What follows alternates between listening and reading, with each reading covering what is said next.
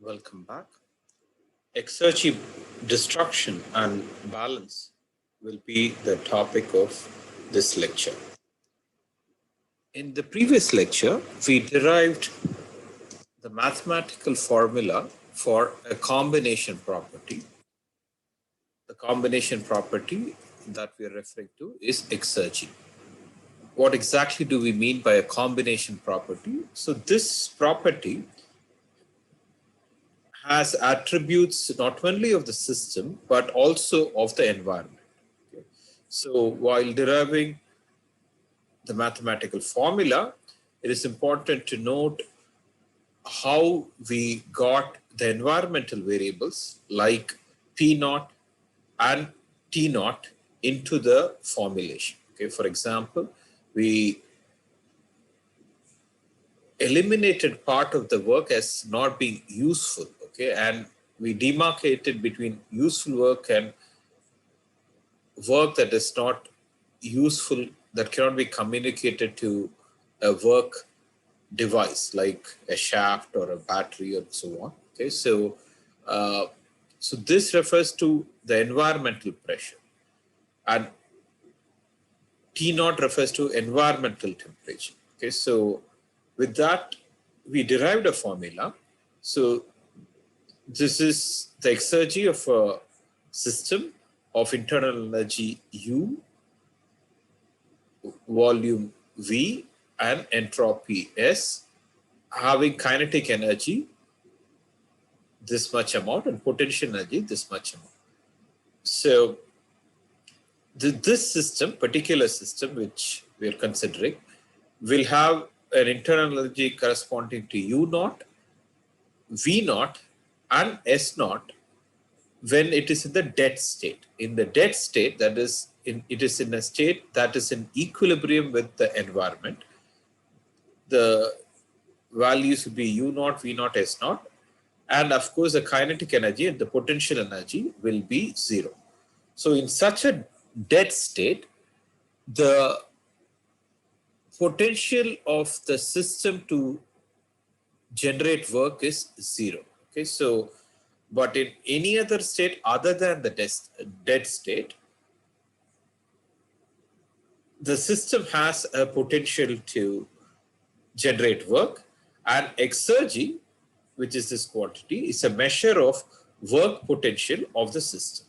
So we derive the mathematical formula for a closed system and also extended that for a flow system. Okay, so in a very the derivation is very similar to what we had used here for a, and extended this to a flow system.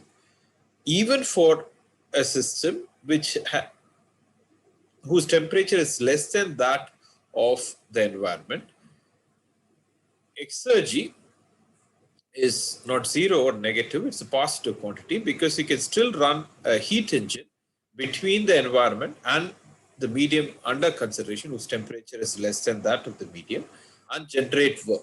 Okay, so even for such a system, the work potential of that system is a positive quantity because you can get work output from a heat engine. Once we have defined it exergy in this manner, that it is a combination property which is extensive in nature, it's also important to know it's a state property. Okay, so it's a, so you can talk about, like for example, when you have a control volume, we have talked about mass flow, enthalpy flow, entropy flow into the control volume. All that was possible because all these quantities are state quantities. With a particular amount of mass, we can associate specific enthalpy, specific entropy, and so on. Likewise, we can also associate specific exergy with a particular amount of mass. So all this was seen in the last lecture. We want to utilize this formula to look at more specific systems. That's the general theme we have adopted in this course. That is, first you set up a formula and then you look at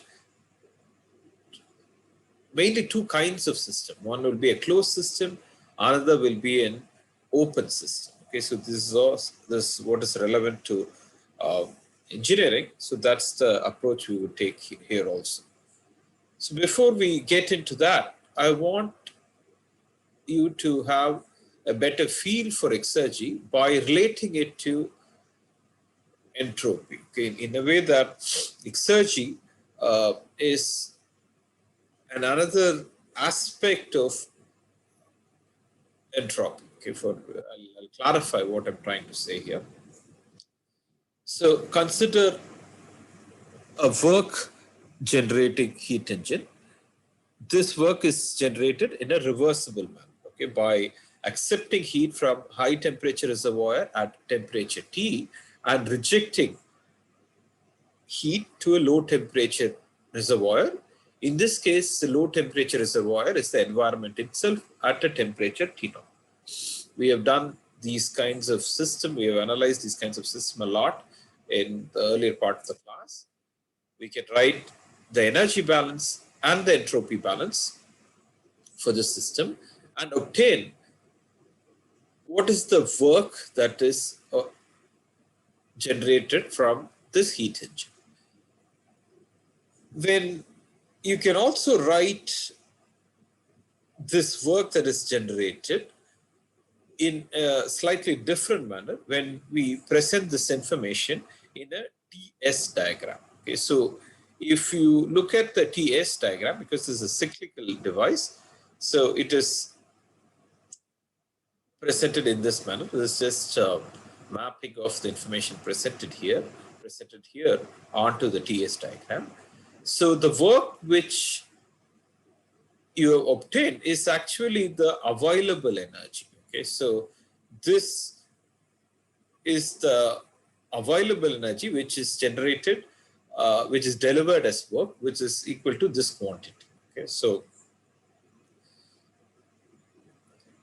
okay, and this part is unavailable for work generation. Okay, this part is called unavailable energy, and this part is the available energy. Okay, so available energy is a measure of work potential of this system, which is what exergy is also, right? So all these terms, exergy, availability, available energy, lost work, all these things are related terms. Okay, you may see different terminology, but the concepts are very intertwined. Okay, so you have to clearly understand these terms and the central concepts behind this. So not all of the energy is available. We also interpreted this microscopically in the first half of the class. So if you imagine what is happening in a Carnot engine, you can think that there is hot gas molecules that are coming from the high temperature reservoir, colliding with the piston. All these collisions results in the movement of a piston, and even though this heat, the thermal energy of this system is equally distributed in all degrees of freedom, and this movement of the piston is only along a certain direction. Okay, so this is not in 3 dimensions. This is isotropically, the thermal energy is isotropically distributed, but the movement of a piston is anisotropic, which results in generation of work. After collision, these molecules are sent to a cold reservoir. While it goes to the cold reservoir, the average kinetic energy of these molecules is not zero, right? So there is some finite kinetic energy left in these molecules after the collision, which is the reason for heat rejection. And this part of energy is not available to you for generating work. Okay, so only the difference between Q1 minus Q2 is available for you to generate work. Okay, so you can interpret this available energy formally, mathematically, using classical thermodynamics without appealing to molecules, but you can also interpret available and unavailable energy using these kinds of arguments. Okay, so it's important not to be ideological, that is, not to be just microscopic or macroscopic. It's better to complement your thinking by using all kinds of arguments, all kinds of complementary arguments, okay, so that will enrich your understanding. So you should know how to argue from macroscopic thermodynamics without appealing to molecules. You should also know how to appeal to molecules and interpret the results. Likewise, along a similar theme, we also looked at the microscopic interpretation of entropy. We derived this expression. Entropy is a measure of configurations. Okay, so this is the number of ways you can distribute gas molecules. The Maxwell, the Boltzmann equation. We have done this in some previous lecture. This is also a very useful way of thinking about entropy. Okay, so this is a complementary way. Okay, this is not what is used in classical thermodynamics. This is used in statistical thermodynamics or statistical mechanics, but it's a complementary but useful way of thinking about entropy. So when we interpreted entropy as a way of distributing molecules in a particular phase space, you can also use similar arguments to think about entropy generation. Okay, so this is an example which we had seen in an earlier lecture. So where there's heat transfer, the heat flux is the same. The heat is getting transferred from a region of high temperature to a region of low temperature. As we transfer heat, there is entropy generation. Why? The same amount of heat gets transferred, but in this region, this thermal energy is distributed over average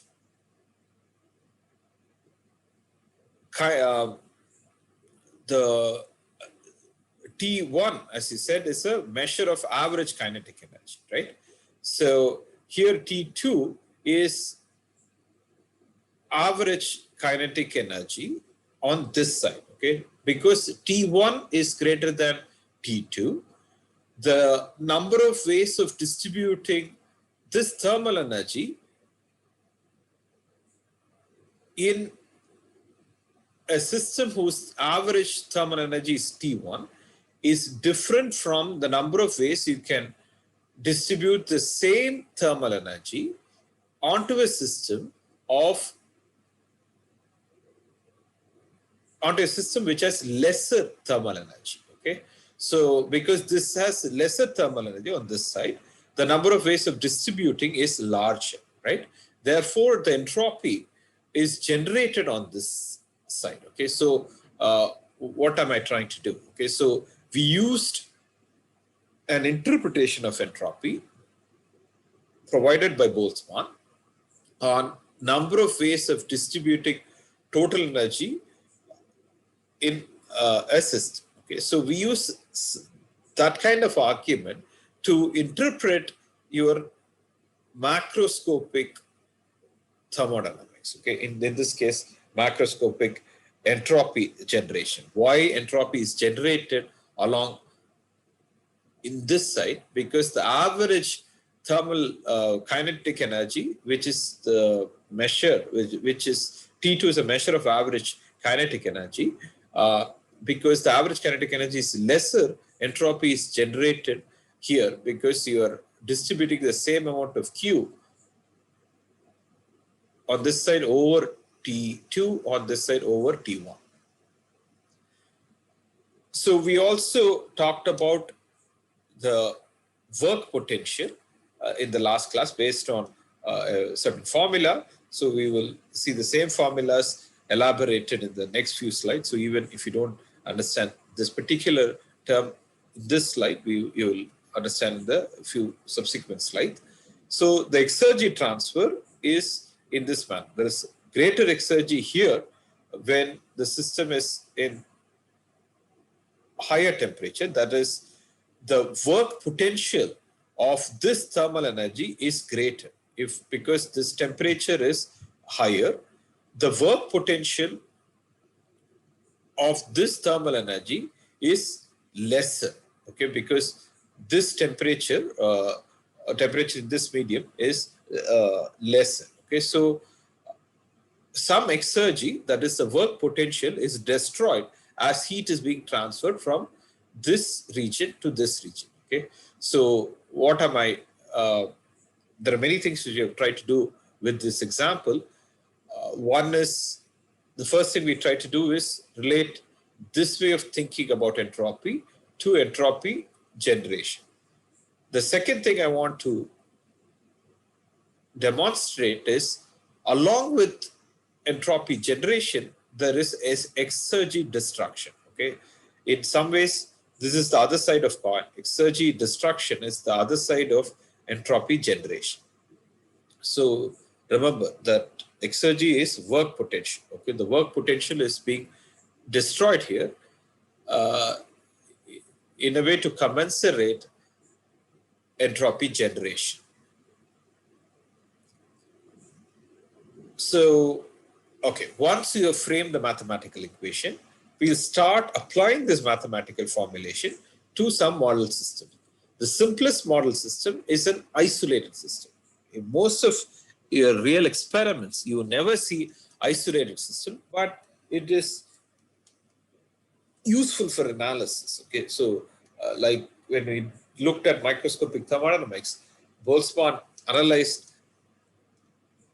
isolated system, but Gibbs extended that to more systems of more greater relevance. But the results obtained by Boltzmann was very useful. So we will continue with the analysis of the isolated system and then look at a closed system and then an open system. That's the theme we will follow. So we will first look at entropy and exergy in an isolated system. First, we do energy balance. Because it's an isolated system, these two terms are zero. So change in the energy is E2 minus E1, which is 0. Then let's look at entropy balance. It's an isolated system, so it cannot have any heat or work transfer or mass transfer. So the entropy input and entropy output is 0. However, we've already looked at this formula. The system, as it goes towards equilibrium, can generate entropy. Okay, so the energy and mass are conserved quantities because entropy is not a conserved quantity. We get this relationship. So you multiply this relationship by T naught and subtract T naught times this one from this quantity. So you would get minus T naught S generation. So I multiply this whole thing by minus T naught. And then from here, I have subtracted these terms. Okay, so this is simple algebra. So I get this relationship. Why did I do that? I did that because I can use this term to relate to the mathematical formulation of exergy. We derived a mathematical formula for exergy. I'm going to map this formula to the exergy formula and then write the results of this analysis. So here V2 and V1 for an isolated system, that doesn't change, but in any case, just to write the formula in a symmetric manner and relate it to exergy, I have introduced this term also, even though this term is just 0. So what do I get? I can write this entire term, it becomes the difference in exergy as the system goes from state 1 to 2. So again, once I have this term, I also had this term. So all I'm trying to do is that I'm putting all these together and then writing this as inequality. These two are equality I obtained from relating this term to this term, and then this term to this term was what we did in the earlier chapter, or when we looked at second law. Okay, entropy generation is a positive quantity, always a positive quantity. Therefore, minus T naught, this positive quantity, is always less than or equal to 0. When is it equal to 0? When the system is at equilibrium, it is equal to 0. In all other case, it is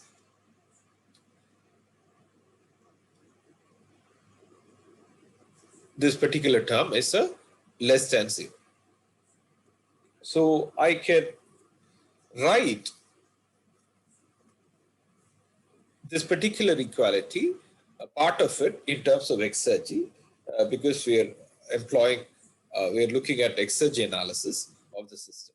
For an isolated system, this is the result.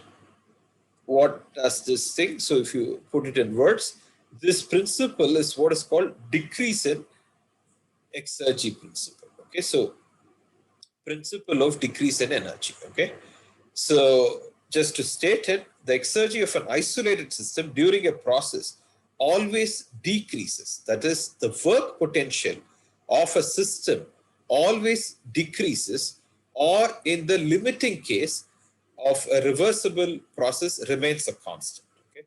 So this is very, very similar to the axiomatic formulation of systems in terms of entropy, right? So again, I want to emphasize that exergy, which is the work potential of a system, is just another side of entropy generation, okay, or of in general entropy. Okay, exergy and entropy are very, very closely connected. So we want to really understand the differences and the utility of looking at systems via entropy and via exergy. And in the next few lectures, you will also introduce a similar axiomatic statement in terms of free energy. Okay, so all these three things, entropy maxima, exergy maxima, and free energy maxima, is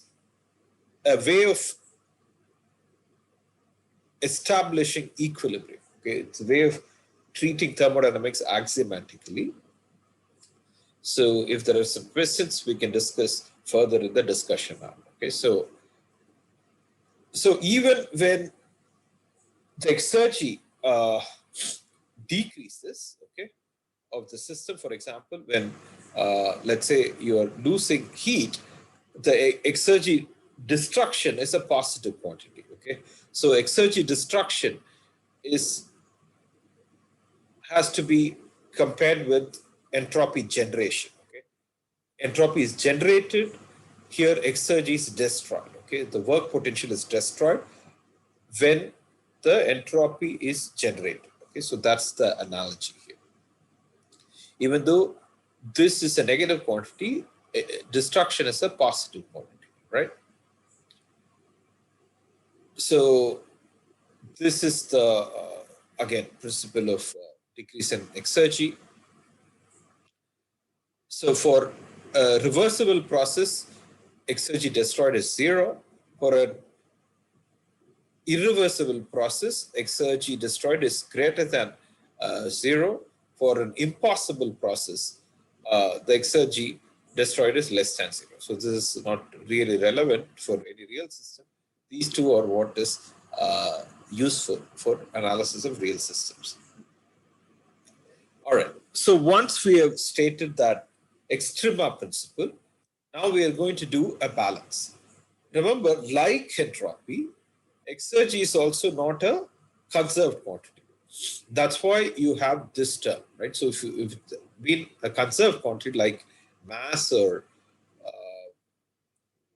energy, you would have a total in and total out term, and which can be equated to change in that particular quantity within a system. Because entropy and exergy are not conserved quantity, you get these terms. So there can be exergy transfer via three means: due to transfer of mass, or due to transfer of heat, or due to transfer of work. So we first write a Gendron's balance equation for a quantity that is not conserved, in this case exergy. So input minus output, here exergy destruction term comes, and then there is change in exergy within the system. So you can also write this in terms of a rate form. Okay, this is going to be very useful in your engineering analysis. And then the formula for exergy transfer, which is the work potential transfer. Okay, this is just from application of second law. Okay, from just a Carnot analysis, you can understand this. Useful work that because your exergy is connected with work generation, this term is very straightforward. This is just the specific exergy. This is the mass flow rate into the system, and this is the work potential change, right? So just from Carnot analysis, this term should become meaningful. So we can write in terms of unit mass. This is written as an extensive quantity. This is written as an intensive quantity. All right. So again, so we can write in terms of overall quantity, and you can also write all these things in terms of rate. Okay, so this is general balance equation for exergy. So we will look at some specific systems, and I strongly encourage you to look at all the examples presented in your textbook. Okay, so because when something is abstract, working through the solved example is going to be very useful in getting clarity into the subject matter. So there are a lot of, the last 20, 30 years, even though thermodynamics content or the concepts in thermodynamics have not increased, the volume of the book has become twice. Okay, if you look at a book that was published in 1980 and the book that is published now, 40 years hence, the size of the book has increased because all these modern books give lots of examples, lots of solved examples, lot of problems for you to understand the concept. So I encourage you to look at the solved examples very carefully. So we will just touch upon some examples from your book here, just two examples. So there is exergy destruction in heat conduction. We saw this in the earlier part of this lecture itself. So when heat is being transferred from region of high temperature to region of low temperature, we talked about entropy generation. Corresponding to that, you would anticipate, hopefully by now, there's going to be an exergy destruction, that is the work potential destruction, because thermal energy is being transferred from a region of high temperature to a region of low temperature. If you just apply the formula, you have the rate at which exergy is input into the system, that is given by this formula. This is this temperature, and heat gets out of this on this side. This is this temperature. This is this temperature. Environmental temperature is 0 degrees centigrade. This is the temperature on this side of the brick wall. This is the temperature on this side of the brick wall. This is 5 degrees centigrade.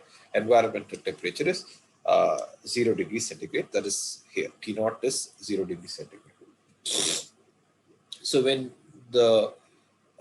with this, just putting in the formula, the work potential decrease gives rise to exergy destruction, right? So exergy destruction in this case is 52 watts. Just heat transfer across a brick wall, because heat transfer occurs from region of high temperature to low temperature. destroys work potential, destroys exergy.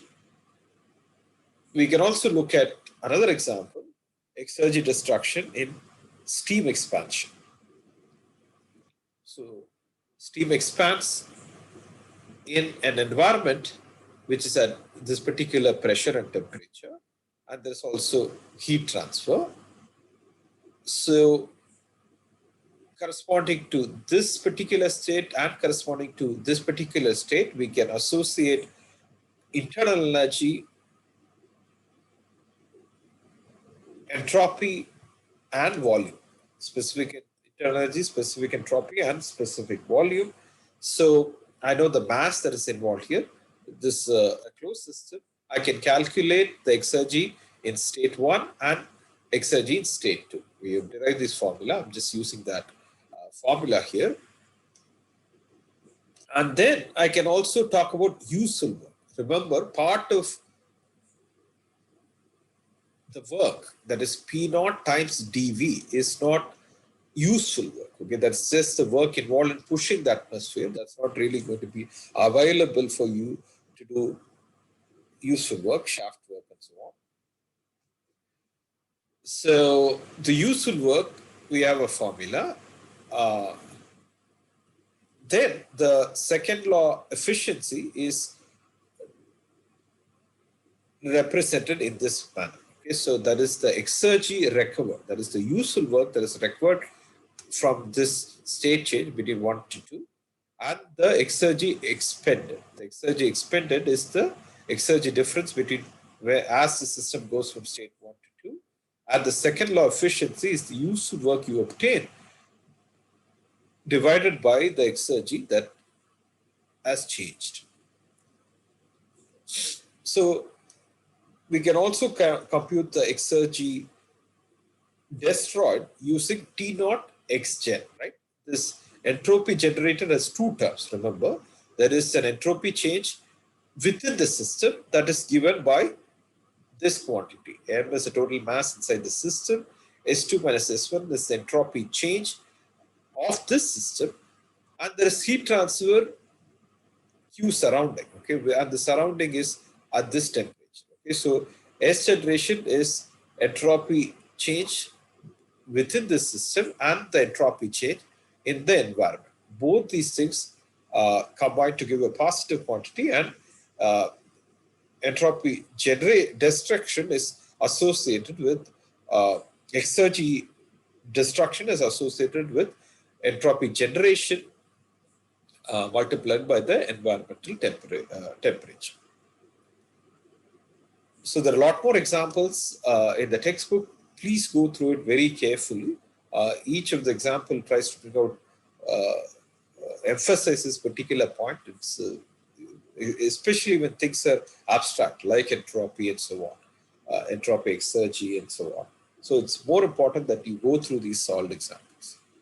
So in the next lecture, we will look at exergy balance in open system or a particular control volume. So that's the way we look at, right? So you set up the mathematical formulation, you apply the formulation to a simpler system, which is isolated system.